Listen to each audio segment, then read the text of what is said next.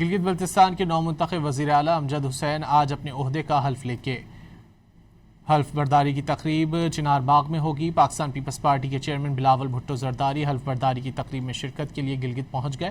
کابینہ کی تشکیل کے لیے بلاول اور امجد حسین کے درمیان مشاورت ہوگی۔ انتخابات میں اکثریت حاصل کرنے کے بعد پیپلز پارٹی نے استحکام پاکستان پارٹی کے ساتھ مل کر حکومت بنانے کا فیصلہ کیا۔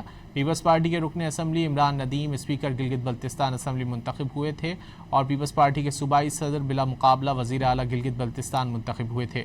امجد حسین نے محرم الحرام کے احترام میں 14 محرم کے بعد حلف لینے کا فیصلہ کیا تھا۔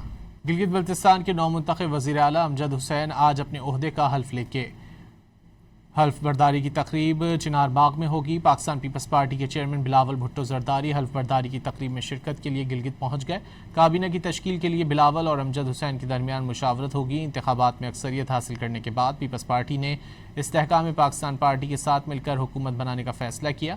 پیپلز پارٹی کے رکن assembly Imran Nadeem speaker Gilgit Baltistan assembly منتخب ہوئے تھے اور پیپلز پارٹی کے صوبائی صدر بلا مقابلہ وزیر اعلیٰ گلگت بلتستان منتخب ہوئے تھے۔